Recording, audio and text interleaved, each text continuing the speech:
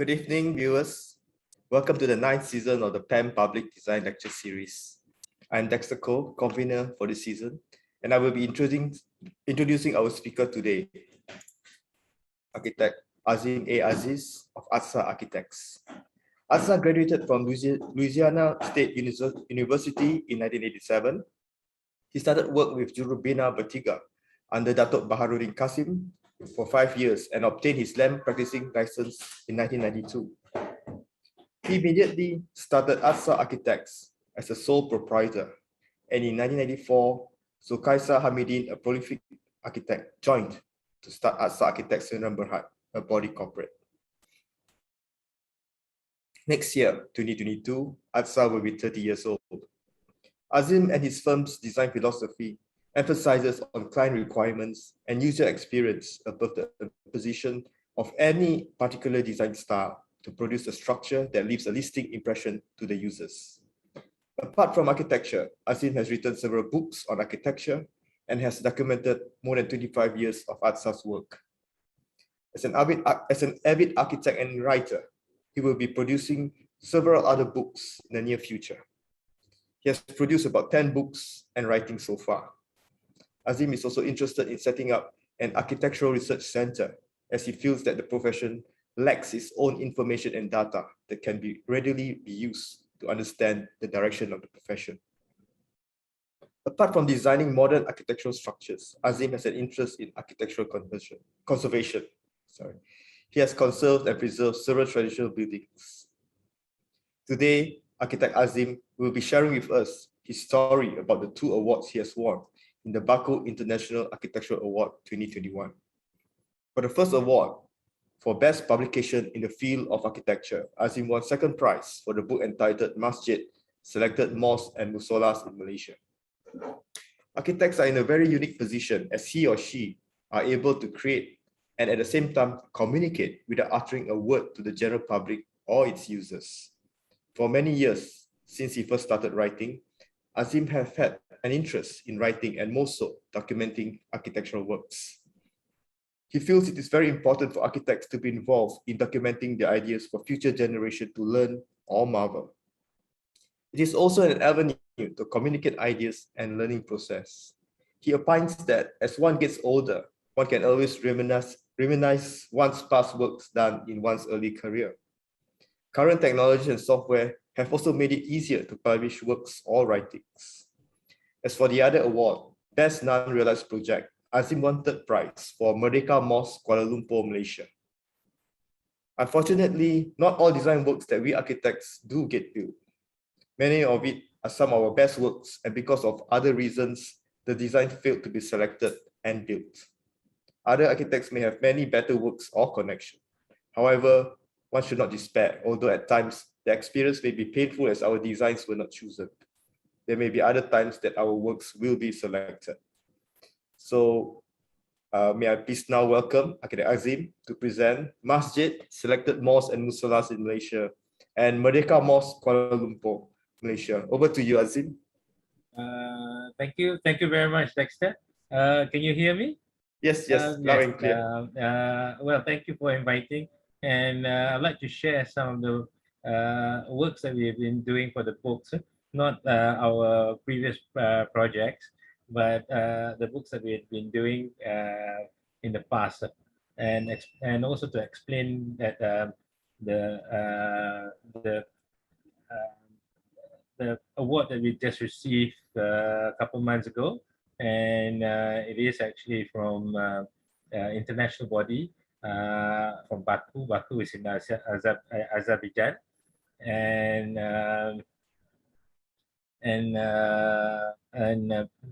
it has been interesting because we have been doing this for quite some time already, and this is actually our 2nd award that we have been granted, the pleasure of winning it. I'm sharing the screen. Can everyone see the screen? Yes, it's all clear. You can carry on now, Azim. Over to you.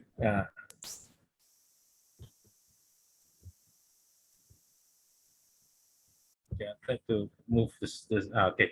The Baku International Architecture Award is actually held annually by Union of Architects of Azerbaijan in association of UIA, International Union of Architects, and their Ministry of Culture. They are a bit more advanced in their promotion of architecture, whereby they involve Ministry of Culture and also the UIA. They do these awards, international awards, every now and then in a way to make Baku, their capital city, as a city of architectural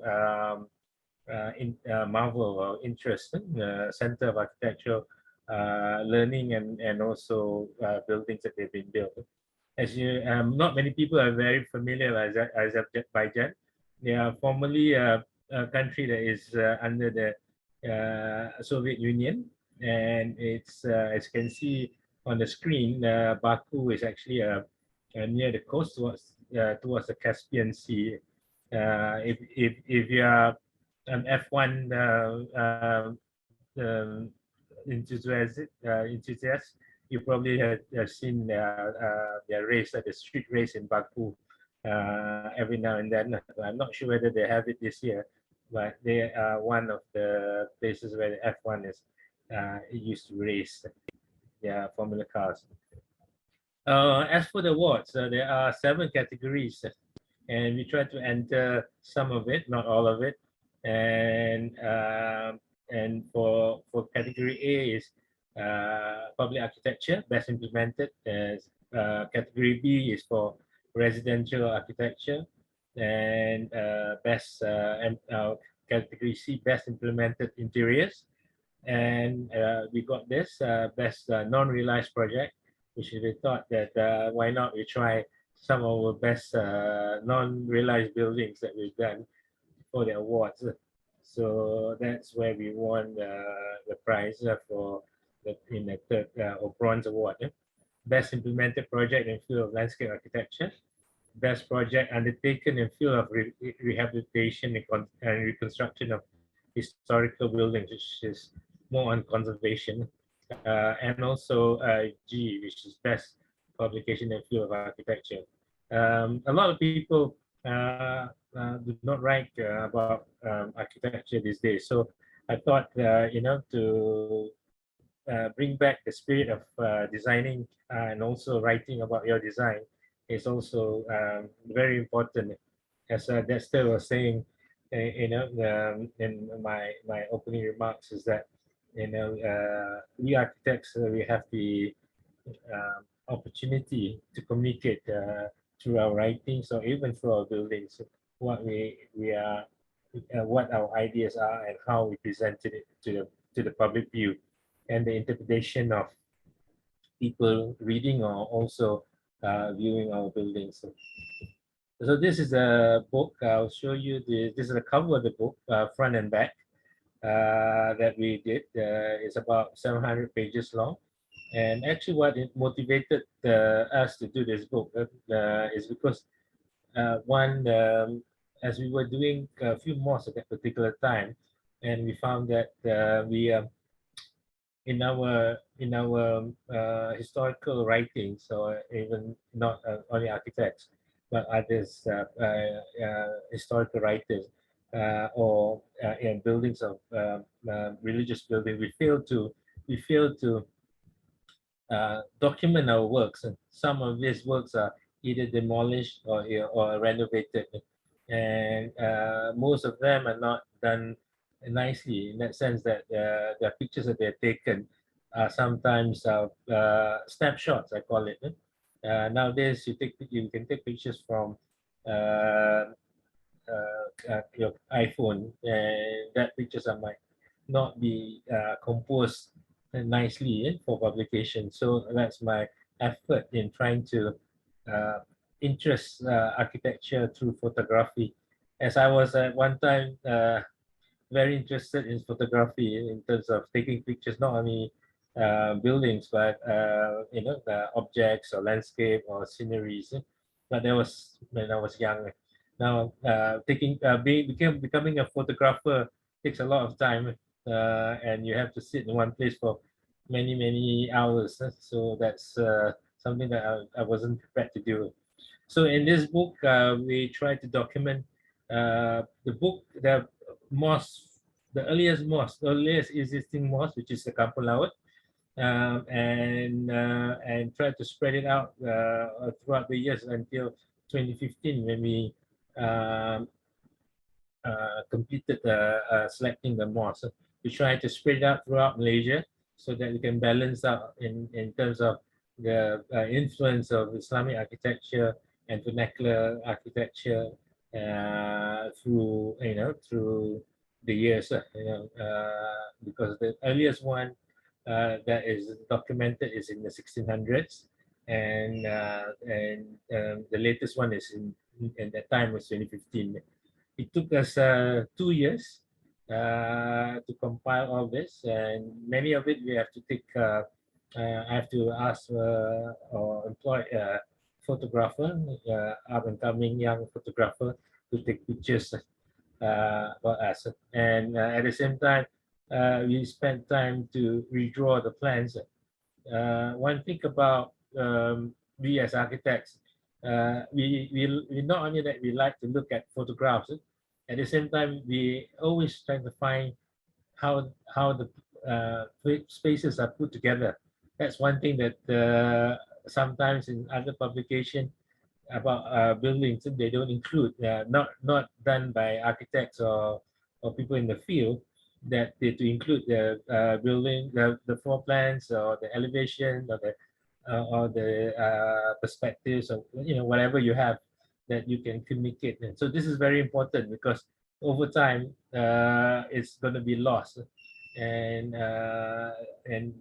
when it's lost you got to redraw again, and that is that's going to be taken some time. One of the reasons that we did this is for future as well, that after this someone can pick up from us in the next 10, 20 or 30 years and document the other mosques that's being built.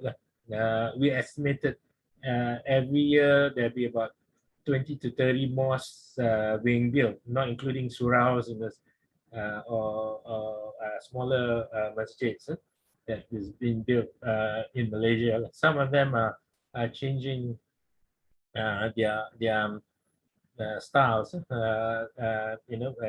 which is very refreshing, including some modern architecture, and also a reflection of how we progress in our thinking and in our expectation, especially convincing people to adopt the more progressive Islamic architecture by learning from the past, but not repeating the styles that have been used in the past, so that we can progress. So some of these pictures that we have taken, the floor plans are all retaken, and some of these pictures through Shutterstock or some of this online photographs you can buy. That's why I was saying I will show you later on another book that we did that we also won award. Is that is only now that we can source out pictures from uh, other source out buildings. For example, this particular mosque or other mosques from Shutterstock. But in this case, we took these pictures and then we can buy, and they don't charge that much to get the rights. One thing that we feel that very important is to make sure that we don't use a picture without permission, which is making sure that we have the permission, copyright, and also um, actually it doesn't cost that much to ask them, whether you can use their pictures, and mostly people will eagerly give you the rights, so that when you say that you want to publish their photos, they will, all they ask is for to make sure that it's stated that it's their pictures, and from there that you can get there are many good photographers out there, and there's also their avenue to have their name stated or published. This is also Masjid Negara. As you know, Dexter was mentioning earlier on that I worked under Dr. Baharudin when I first graduated. And Dr. Baharudin was my first and only firm that I worked with. And I worked there for 5 years, gaining experience. And he was also one of the first pioneers in Malaysian architects, and he's now he just celebrated his 92nd birthday, and as you know, he's also was once a partner with Dato Lim Chong Ket, very famous, another gold medalist. Dato Baharudin is also a gold medalist, and he's done many good works in the past. One time I was trying to also that time I was young. I was trying to document some of their works, but at a particular time I was just about to leave um, Jurubena Bertiga, and it's unfortunate that some of the works that they have done, because those days most of the works are done by uh, hand, sketching and all that, and now it's all not gone basically. So that's why sometimes it's important for us architects to document our works, whether it's good or not good, or that's all. Just publish it so that others can see what you have done, and most of them are going to be our budding architects, young architects. So this is actually what inspired. We did this mosque in Cyberjaya, and we included in the book. It's the first a green platinum GBI mosque in Malaysia, and also probably in the world. So so this started it off, and because we had to do some research, and and then why not? We did this. Why not have it documented? It's also inspired us to some of our more specialized buildings to be documented and published, because nowadays you can publish online. It doesn't cost that much. Amazon.com have their online book on sale, as well as their print on demand book, so that you don't have to print books. Printing books are expensive. Your minimum you have to print is about to make it more effective is about 2,000 1,000 copies, and it costs about $70,000 for 1,000 copies. It's a lot of money. This is the next one. I'll move on to this category, which is best non-realized project. We call it, it was called Medical Mosque. For this purpose, we just put it as a city mosque. And it's located right in the city of KL. And as you can see on the left is Masjid Negara. It sits right, when we were doing this, we just noticed that it sits right behind Masjid Negara. And the difference between these two would be 64 years. And it's all facing the same. As you know, we all face, when you pray, face through the Qibla, which at 292 degrees. So it's to the west, and it shows a difference. And what we want to do is having that medical mosque or the Masjid Negara to be of the same spirit, spirit of time. And at a particular time, Masjid Negara was actually groundbreaking in its architecture. So the site was triangular, so it gave us a chance to design a site and to utilize the site in the triangular fashion. And the main prayer hall is a cube, as in, relation to the Kaaba, is a cube.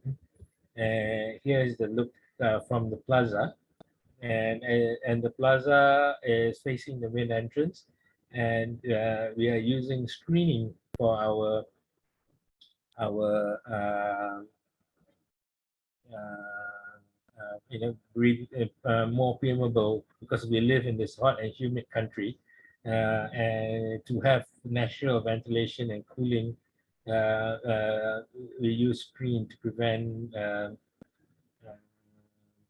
rain and also uh, uh, sunlight into the building, but at the same time allow for cross ventilation.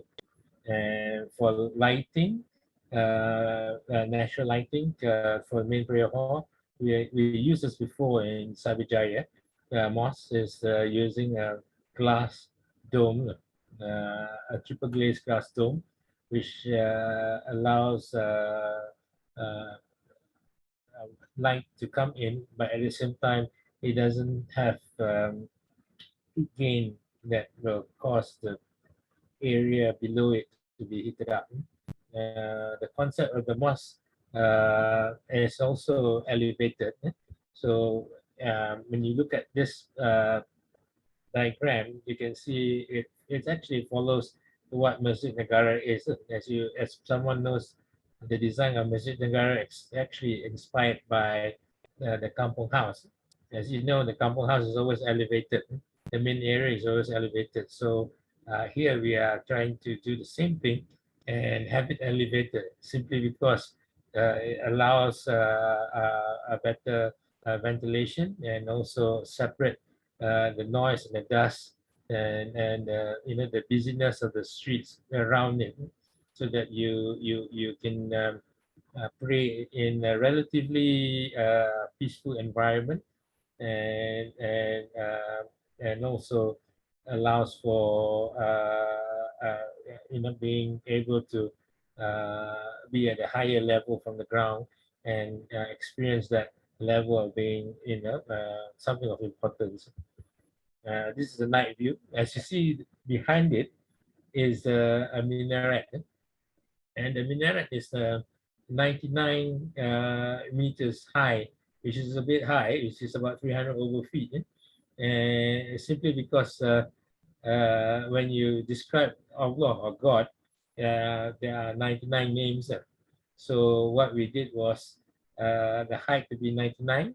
And as you know, minaret is used and symbolized and a part of the mosque. So it's been always often in even traditional or even new mosques, they requested to have it. So as you can see, the mosque in this slide is is lightweight material, so that it's easy to construct, and it can be prefabricated in a factory and installed on site using cranes. This is the how we foresee it to be in the interior, and the interior is a main prayer hall, and the main prayer hall normally, because of the Friday prayers being packed, the main prayer hall is normally air conditioned, and we allow for that. And because today's in the past, like for example, when they built Masjid Negara, it was never been air conditioned. But today, as we grow more developed and we rely too much on comfort. So air condition is actually, if you don't put it or don't allow for it, someone else down the road will install it for you. And technology has also allowed for LED screen, for the deliberation of the khutbah or the sermons, and the light from the top from the dome is screened by using internal screen, inverted dome, and inside the inverted dome is a big ass fan, so that if it's not air conditioned, that it can be cooled using the fan, and it opens up at this level. You could see that is Masjid Negara at a distance. So yeah, this is the Evolution Plaza. Is internal. In all our mosques, we normally use a signature tree, and we did a few mosques. And we always have a plaza or a courtyard. And at the center of it, we normally use a signature tree. And the tree that we chose, is always Bunga Tanjung. Bunga Tanjung is a medicinal and scented tree that you can find in those days in the villages or in kampungs. And the bottom of the slide is the mihrab, where there is a water body and the projection of the imam uh,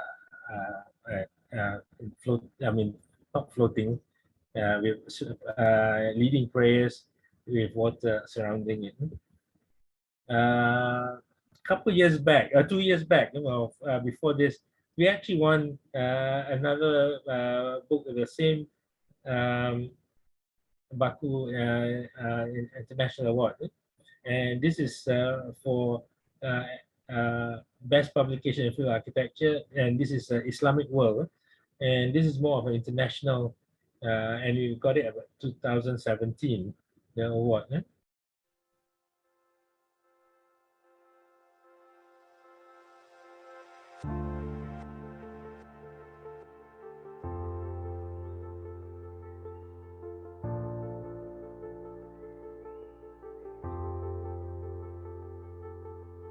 That's the view of the 99 meters minaret, the entrance from the plaza.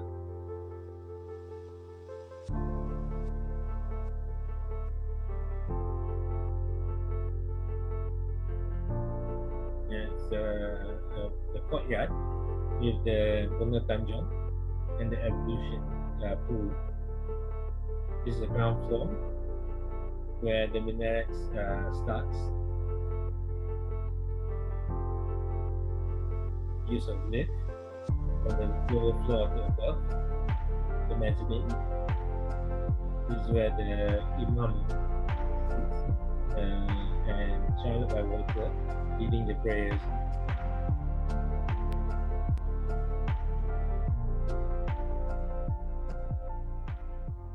So that's the 99 minaret.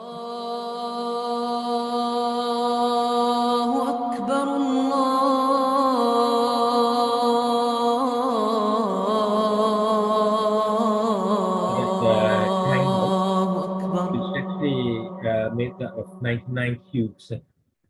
Okay, I think that's the end of the video. So can move on to the next one. Do I need to share that? Yes.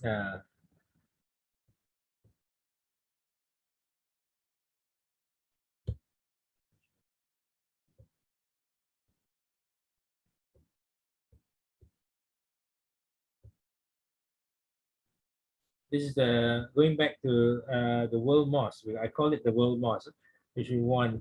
And this is actually an interesting sort of exercise. Can't seem to move it. Can you see the thing? Yeah. And this is the certificate. We still haven't received this certificate for the other two awards that we got. So as you can see, it's also very nice to receive something like this. And this is the cover of the mosque, a masjid, selected mosque from the Islamic world. So this is more of an international sort of rundown from the first mosque that's been built until at that time 2015. So this it's also about 752 pages. It took us about 2 years to have it completed, and we have about 113 mosques that we featured throughout the world, throughout the Islamic world, to be correct. And we started with the first mosque, Masjid al-Haram, and how it evolves over time from just a small cube until at that particular time to this size.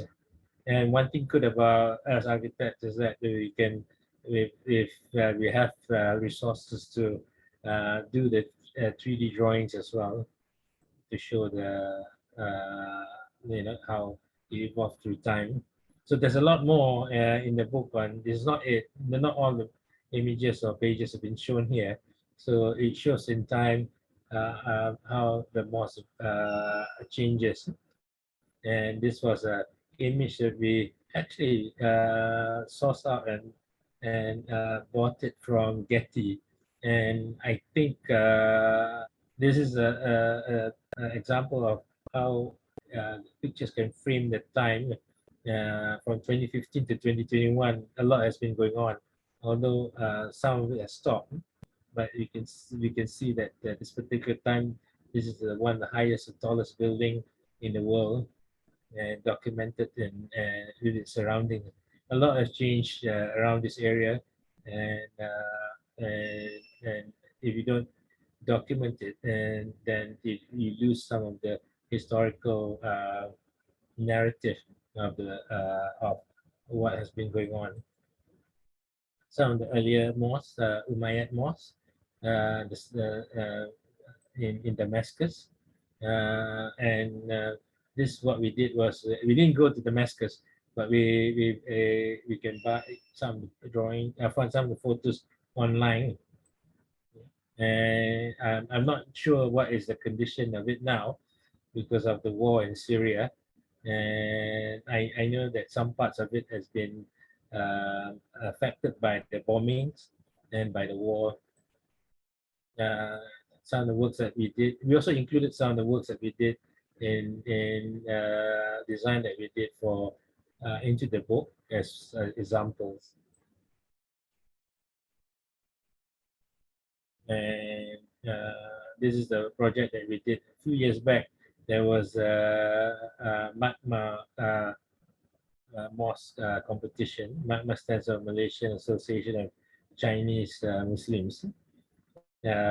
So we didn't get the award, but we were shortlisted. And it's more than that in that book. There's 700 over pages. So we only show some of it. One thing that I like to elaborate in our quest in architecture and passion for documentation of and making sure that we record works, especially our progress. And since I was in PAM as well, when I first graduated in 1987, I was very much involved in PAM at that particular time. And I spent the first maybe 15 to 20 years in PAM, volunteering for PAM, and managed to involve in two publications that PAM did previously. One time we did this 100 years Kuala Lumpur architecture, and it's also an exhibition at DBKL, and it was actually to document. It's a very thin book, but it's to document some of the photos, early photos for Kuala Lumpur, because at that time they chose DBKL chose 1890 as the establishment of KL, and and that time it was 1990, and you can see that there's already almost 30 years since then. So I guess there's another book should be coming on soon to show the progress from there onwards. Although KL is, we never know when KL was actually established. Some say 1830, some say 1850, but we chose that particular date. And there was a there was an exhibition that went along with it. The next book was Gen X. This is when I was below 40 years old. We actually chose at that particular time 40 architects below 40, and Chris Abel, one of the architectural critics, I think international architectural critics at that time, I wrote an introduction of the book is out of publication. I think there's only a few copies around, not many, and some of the people that we feature inside the books are now leading practices in Malaysia, the RSP, Veritas, and so on, Unit 1. And over the years, we have, like Dexter was saying, we did a few publications. And one of the things that I wanted to do was to make sure that we document our work because uh, over time, whether it's hand drawn or digital, it will be disappearing, yeah, and you will never be around anymore, and you will never be able to look at it again. So since the beginning, we have done some of the books, and there are a few coming out. We are a bit behind time because of the COVID, and that's our 30th anniversary, which is supposed to be next year. We're going to choose 30 best work to be featured. And the following year in 2023 is, I don't know whether many of you know my partner Zukaiza, and it's very good in freehand sketches. So I thought of featuring a book with his sketches, which is now a dying art. And some of the book that we are involved is also the Rumah Degil. It was I was part of it in terms of moving it, and I know um, the Casey Chan was also involved in it, and all of us are involved in saving this. And now it is at Balai Seni Lukis at the forecourt. At the outside, Balai Seni Lukis is a traditional Malay house, one of the last remaining traditional Malay house, which is related to Sultan Puasa, which is probably been said to be the founder of Kuala Lumpur. And also we also did a book which is not yet published on the Malay house plans. Since this is more of our works that we did for houses. We do a lot of residential, so apartments, bungalows, um, and as well as terrace houses, all the typology. So people from the future or people not right now can view it, how we live or what we live, how we live now, and in the future how spaces are going to be designed. And one the thing that I was also trying to look at was affordable housing. Like I said, I wrote a few papers on it, and how affordable housing, how to make houses affordable, and why houses are now fast becoming not no longer affordable. And with our masjid collection over here, one of the things that what I wanted to do and did, and this exhibition when the Masjid Negara turned 50 years old, and have it because Datuk Barajan was the designer, and also he had all the original drawings, and from there we could actually ask him what exactly was the philosophy behind the Masjid Negara, and rather than having a third party explaining it. And also some of this below is the Sabajaya Mosque, and then the Modern Mosque book. There's 2 volumes of it. And we also did a mosque. Dr. Baudin had designed 10 mosques, and some of this you know we have to collect it back from the Tuk's archives and make it into a book, so that like a monograph of his work. And the work that we are involved in the saving Masjid Teluk Mamali, which is a really nice vernacular mosque that has never been altered for about 100 years, and it was abandoned for 20 years.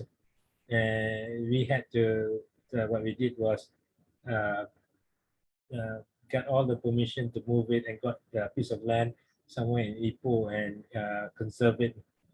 And that was really effort that we thought that was very challenging, but we managed to do it. And because of all our work recently, I'm not sure whether many of us know about Kampung Laut. Masjid Kampung Laut is the oldest mosque in Malaysia. It's a timber mosque. Has moved several times because of it was built near Sungai Kelantan, and over time it has been been subjected to flooding and was moved to Nilampuri. Now it's moved back to Kampung Laut. We are not the architects, just to make that clear, but we were appointed to document it and to document it, and we have a good team of people, and it's actually very challenging because of the expectation by the client, which is ECRDC, is a Eastern Corridor Economic Growth Council. And on top of that, we also look into some of the green features and the green books, and also architecture details for because we do a lot of detailing in our construction, and some of it is it's like a graphic standards. If anybody know about the graphic standards in the US, and some of it is you cannot use over here. So we did while we are doing our work to have it documented, so that we can refer it in the years to come. And also the green book. This is also work in progress.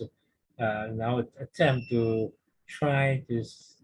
Now the green revolution is coming, so try to attempt to design or making sure that buildings in the future is going to be green, and how how to transform what materials to be used. And towards the end, yeah, this is my last slide. This is what we have to do. This is not the final cover page, but this is actually the where um, we were appointed to do the book on Kampung Laut. Masjid Lama Kampung Laut ibarat sirih pulang ke Ganggang. It's like where the it's not political, but the return of the homecoming of someone back to his place, and because it's moved to Nilampuri and now it's moved back. So a lot of research material and a lot of reading that I have to do.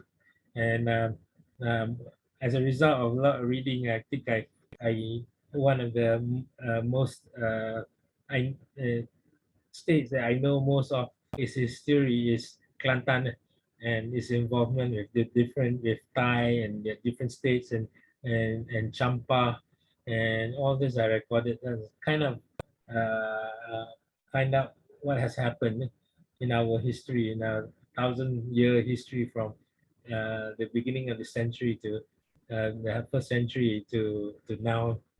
Okay, basically, Dexter, and so I know we ended early, which is good. Dexter, over to you. Azim, yeah, thanks. Okay, thank you, Azim, for your insights on the Baku International Award, and also sharing about what you have done and your passions. And again, I think I forgot to congratulate you on your recent wins. I think Pam and fellow Malaysian architects are proud that you have put Malaysia in the spotlight for all the right reasons. Thank you. Thank you. Because I think in the in the competition, I think you were the only Malaysian winner. I'm not sure if there are any other Malaysian entries, but you were the only winner, and only I think there's only like 10 categories. So I think it's Yeah. really proud of you. So a few questions. Maybe we just start off with a few discussions and all that. So you seem to have a great affinity for books. Are you a self-confessed book nerd? Well, if you come to my office, I collect a lot of books, and I'm running out of space. Not necessary to read them, but collect them. I hope that one day when I retire, I can start going back and read some of the books. So I gather you have quite an extensive library. So how many books do you have in your collection, and Must be what plenty. genres do you collect and read? All Share with sorts. us. Because I read a lot of architecture books. I have a lot of architecture books, but at the same time, historical books as well. And strangely enough, two other things that I'm interested in is future. I mean, our future, like 2020, 2030, 2050. And also, I think this I took from my late father is economics. I read a lot of economics magazines and stuff like that. So it's different from architecture, just to keep my mind away from just thinking of architecture all the time. Has those books on economics helped you with practice and in the overall practice of architecture? Has it benefited you in a way or not? Not directly, I don't think so lah. But one thing I if I'm not an architect, I probably will be doing economics. Something that I might not to say my passion, but something that I really like to know. Economics is something drawn me to to know about the world, how the world functions, and it's probably that involves architecture as well, and how things are being put together, how history has added to it, and how architecture has all jumbled up in there. And what I like to do is also to document things. And at a later age, we a bit slowing down in our documenting, and things like COVID and all that doesn't help in documenting works. I think of other architecture firms. I think Dr. Tan has done a few, GDP has done a few, and I really um, like to see other firms document their works, and for it's also to promote our field of architecture, whether we do it in a manner to learn or as a passion.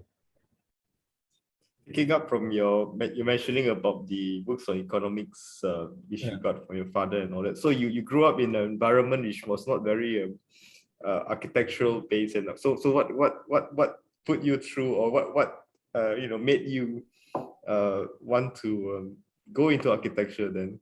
Actually, it's strange enough, Dexter. I just want to tell you a strange story. Okay, we are all ears. Like all kids, we like to draw. We like to draw, and sometimes matchstick figures and some images that look like houses.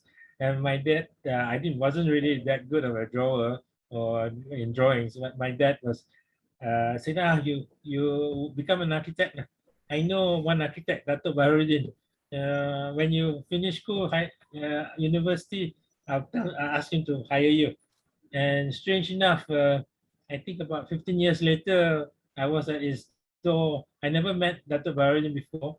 About 15 years later, I was at his office, at his door, starting work, and worked there for 5 years. So that probably the only thing that pushed me towards it.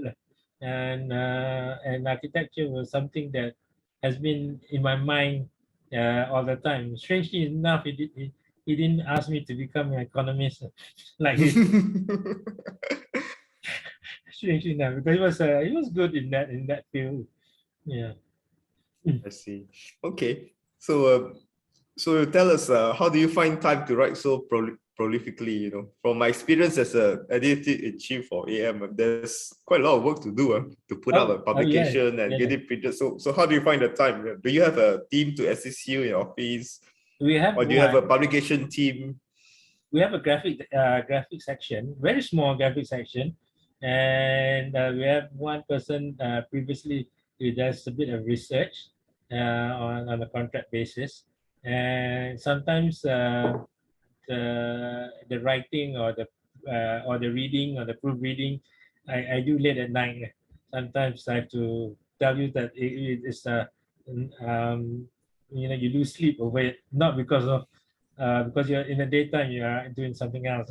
In nighttime, your only time that you have to do some reading and do some writing. Uh, to my so sometimes the displeasure of my wife. Spending But I so much suppose time. it's quite good to shut off from the pieces of architecture once in a while, and then Yeah, do something else yeah, that you like and which you are passionate about.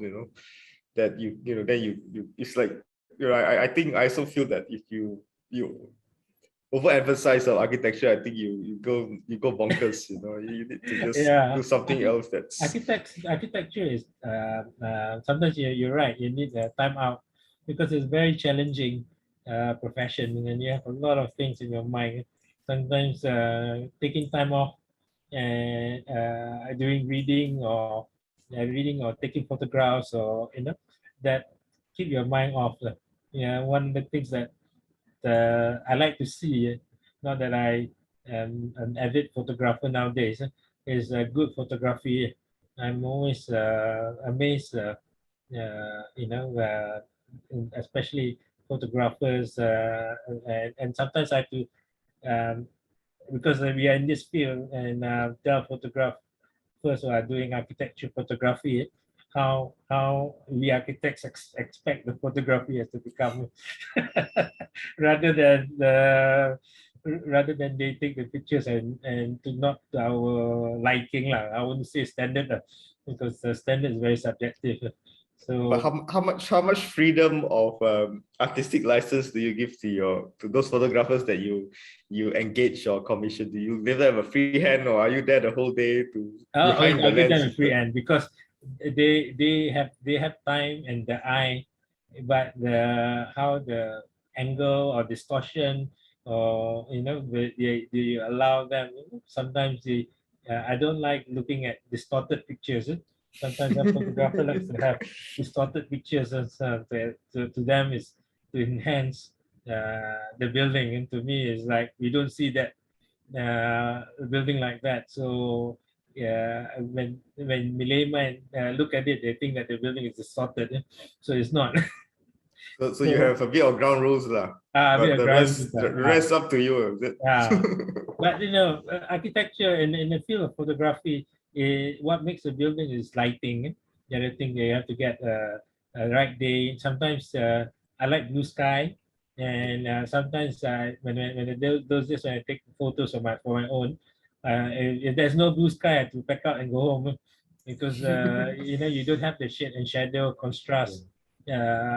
So we have to learn a bit, and sometimes you have to make sure that you have to take the photos before 11 o'clock or 10 o'clock because, as you know, and we live in a hot country, so and dust particles start to rise, and the high temperature will make the pictures not sharp And and overexposed, I think. yeah, and not sharp, overexposed, and things like that. You learn that as you go along. When you say, how come I thought I took it really nice, and when you look at printed copy, it's not sharp, and you try to find out why is it not sharp and not, and why there's no contrast and all that. So you learn through it, and you learn to appreciate. It's part and art. Part and art. Yes, it is. Appreciate art and photography, and all this will help you indirectly towards architecture when you want to use the play of light into your buildings, like shade and shadows in your buildings. So you tend to appreciate that and try to incorporate that into a building if you can. Okay. Yeah. I've got a question from one of our attendees on Zoom, Muhammad Faris Saidin. Hi, Architect Azim. May I know when you design, the concept come from your study, research, or come later, or depending on from the client's need? Sometimes when we start, actually, when I do all this, people think that I'm a traditionalist. I do a lot of conservation, a few, and also mosque architecture, but I'm a true blue modernist. So I try to incorporate in the new buildings more on the modern progressive architecture in a taste that is um, sometimes architecture is subjective, but to people's liking. So and to your liking as well. So because you do so many of this, and as you know, I've been practicing almost about 30 years now. So a lot of this from your years of experience intermingle. Sometimes it comes automatically. Sometimes you do your research and to see what it is. And sometimes in the back of your mind, you've seen something that you thought that is all in your collection and that you can integrate into your building or integrate into your building. So we try to propose to the client how we think the building is, and that's the part where it gets a bit challenging when they commented on your design.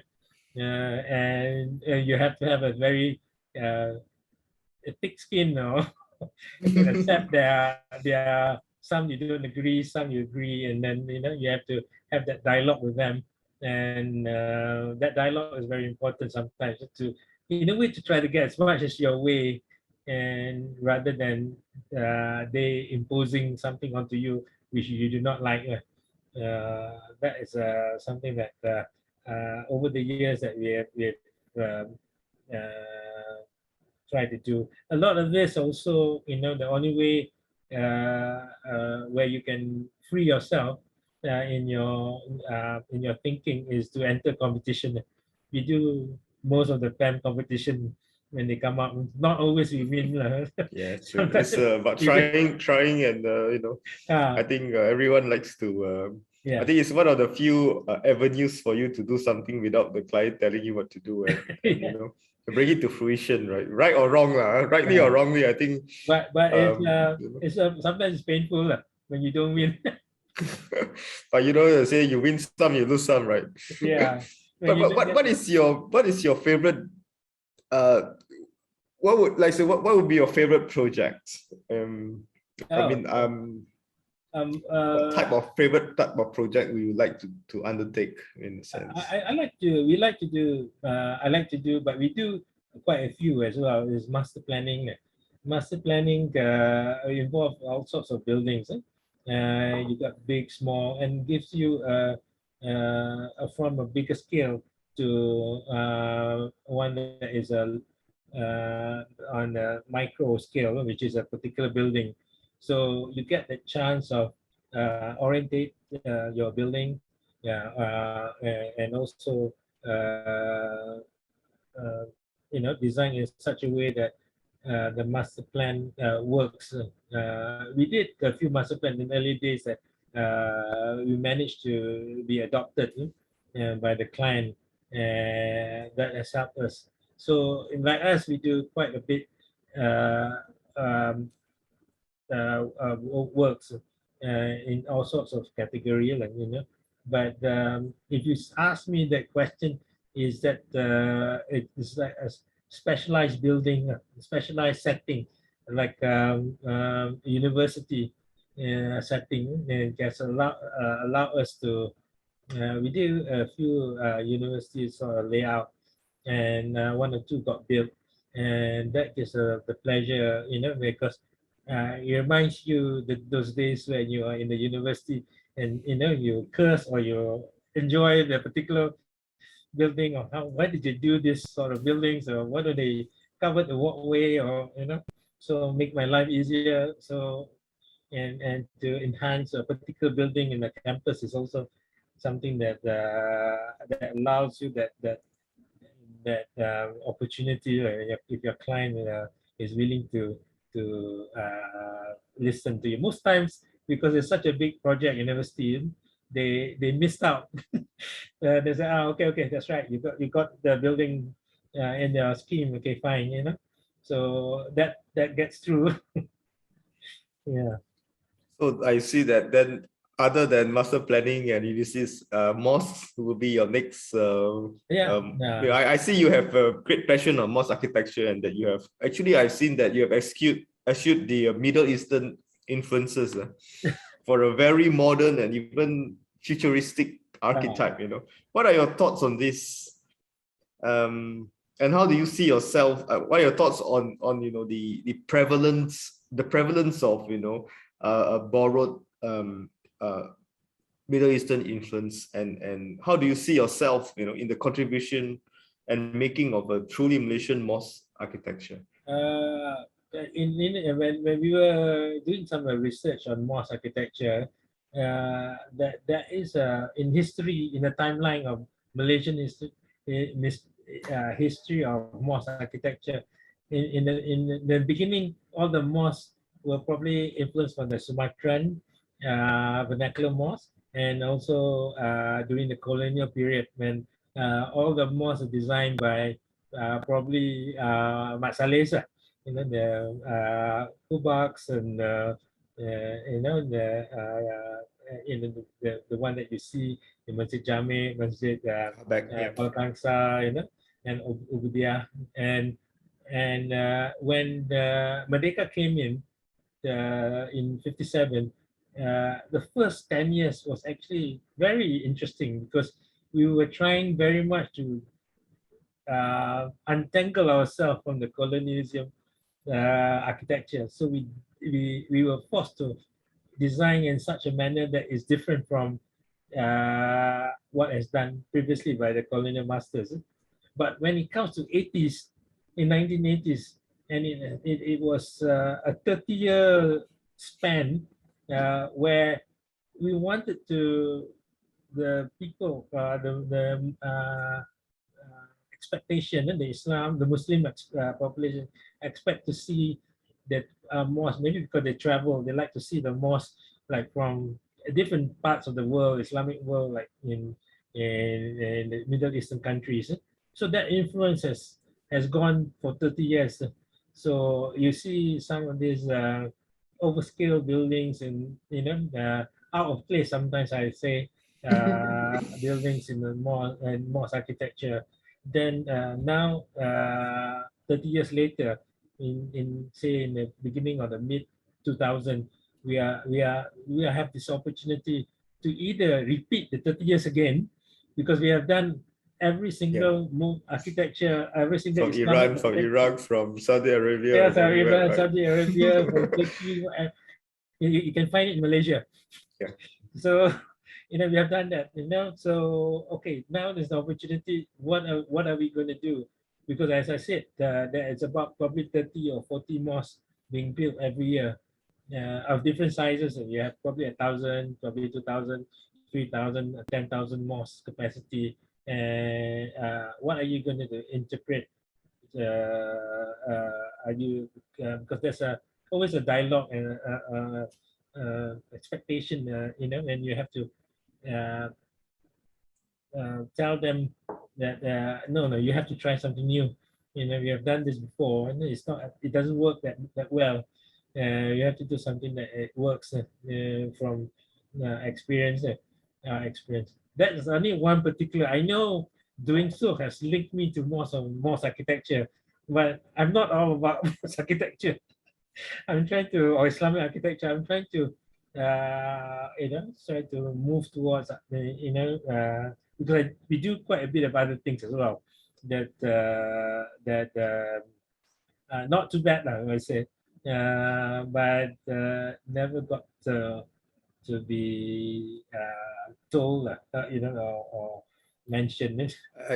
I see in the your Masjid Fisabila, which is Uh, of course a very I would say advanced, but a very forward kind of architecture, which didn't have the dome. It didn't have all those requisite things of yeah, what you call a mosque. But how do you get away with it? When you had to face it was the Putrajaya, right? I believe. yes, yeah. It's Sabajaya. So Cyberjaya, sorry. So what how do you get away with it? Were they people, or were they the clients, did they say like, does it look like, why doesn't it look like a mosque? And then how do you contend with such was that a situation that Oh, you yes, yeah. Interestingly, if you know the history of Cyberjaya, I just quickly, yeah, this is yeah, the sure. third attempt of them to build the mosque at that particular time.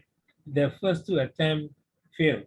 When they were trying to build, failed in terms of Cyberjaya was built, it was first initiated at the same time as Putrajaya, like you're talking about 97, Yeah. 98, year 97, 98.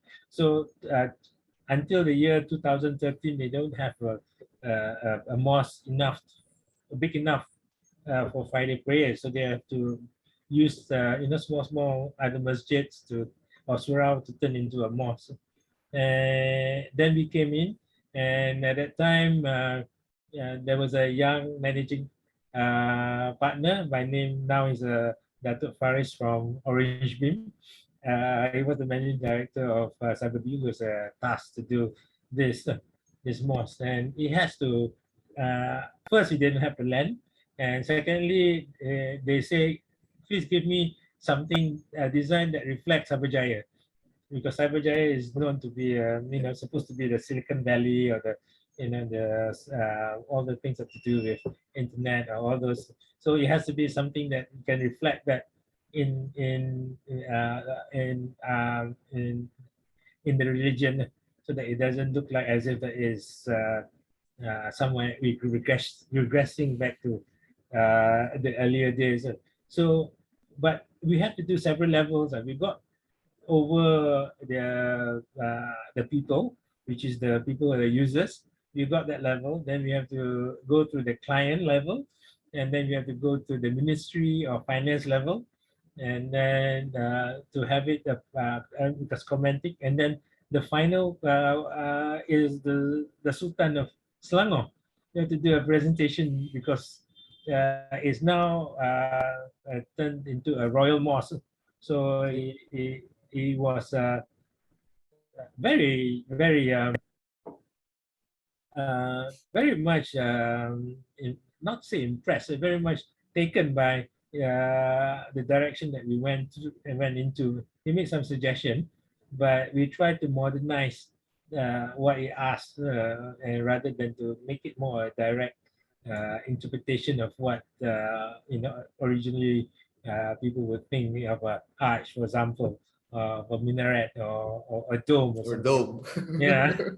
So there's an opportunity to interpret it in the modern sense, so that it allows for both parties to accept it. The client can accept it, the people can user can accept it, and then the place also can accept it. So that's very challenging, but I think at the end of the day, it was fulfilling for us. So the Merdeka Mosque that you have, the one that you won the award, what was built in its place?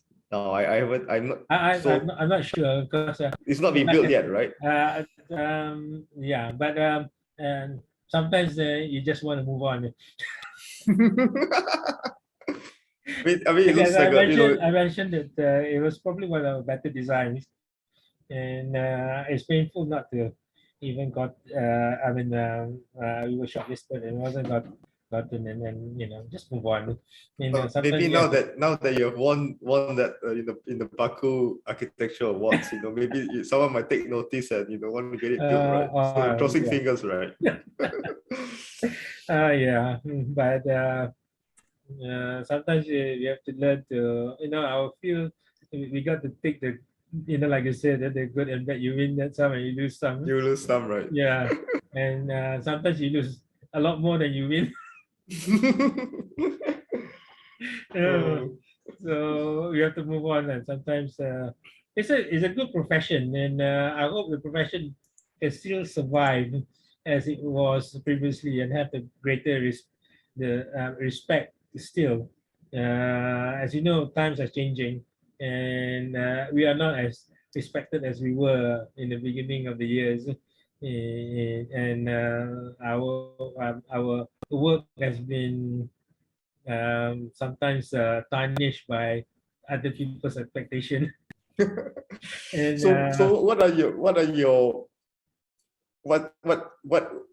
words for the younger generation out there? So what do you have any what do you have to say to them?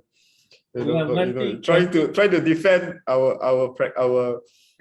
what call this our architectural realm. What do you have to say to them, and what are your advice if you have any for them? one thing that I think to do architecture, as you know, I do also do my jury Sure, yeah. duty, and also crit in the Crits, universities yes, and all that. yes. And it is takes sometimes a lot of and I do take interns in from our office, and now we have interns. But and being in this field for 30 years, and knowing how difficult it is, what can keep you going and keep you not to be giving up in your work is you must have to have the passion. It's no longer those days you can make so much money out of it. Yeah, from architecture, it's no longer that sometimes those days people say, "Oh, be an architect, you can make a lot of money." Yeah, that days, I think, unless you are super duper good, and that is like the top 1% of the population, could be that position. But other than that, if you want to enjoy architecture and live to accept, you have to counter that with your passion. You have to love what you do. You don't have to. And it is something that we can always, we can always be proud of. We are, unlike other profession like a lawyer or doctor or or accountant. So you don't get to see things built in front of our eyes and stay there forever, even last sometimes your lifetime. For other generations to enjoy and to marvel at your work.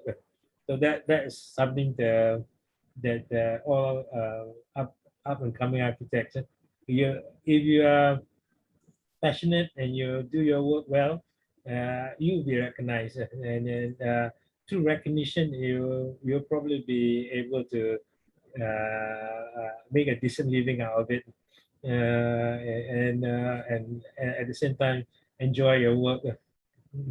But at the same time, architecture is not all about designing buildings. For example, you can venture out into other things like writing books, photography, making things, interiors, furniture. So that sets the groundwork for you to learn in totality what design is all about. Like. It's not only architecture, design, what good design is. And with good design, it has a different interpretation. And sometimes people like even us, when we see some other people's work, we were surprised. How can they come up with something like this? Even you never thought of that you could do this. And you scratch our head, and how can we, uh, uh, um, what you call it, come up with the idea. Nowadays, I must say that those days, if you're good in drawings, the first thing that they ask you is um, the first thing they ask is, are you be an architect? Now you don't need to be a good in drawing. Is you have to have ideas. You have ideas. you must have ideas, and your ideas can be interpreted into, you have people to do to communicate, and you can do it on computers, and you can have tools, other tools other than your pen and pencil to express your ideas. So are you still a pen and pencil person, Oh or yeah, have you moved on? I'm still a pen and pencil. I can't do work on the computer to the embarrassment of my staff. I think it's you know I think it's great to still be able to have that connection. I feel that a lot of people have been eschewing, you know, the hand, you know, the hand drawing and all that for, you know, just because it looks clean and all. I think it's you know, more productive in a way, but of course we have a lot of detractors who say, you know, oh, we can do it like a machine, you know, it's like it's all mechanized and all that, you know. Yeah. Yes, I think it's also going to be a dying art very soon, and then probably the next generation of architects. Your hand drawings will probably be generated by computers. It's going to be worked the other way around. So that's my partner Zul Kaiza is very good in. I'm always impressed by his hand-drawn skills. So that's one thing that I've wanted to do for a long time, is to publish some of his sketches, his sketchwork, so that in the future people be reminded that architects do actually draw by hand. Draw by hand, yeah. Yeah. Okay. All right. So I think we don't have that many questions up. So I think maybe to wrap up, we're almost like 12 minutes to 6:30. But I think if there's no other questions, I guess you know, I think we come to the end of the fourth design lecture series of season 9, 2021. Thank you to our viewers. Actually, there's a few people putting up their hands, but no questions yet, so I'm not sure if they're asking or not. But in the absence, so I like to thank you. Say a thank you to our viewers on Zoom and also on FB Live. We've got about 120 over viewers today. Thank you. And this is a very good number. And also to you, Architect Azim, for your presenting and sharing with us today. So everyone, tune in again next January when we present another edition of BAM Design Lecture Series, Season 9. So thank you and good evening. Thank you. Okay. Thank you very much. Thank you. Thank you, Azim. Thank you.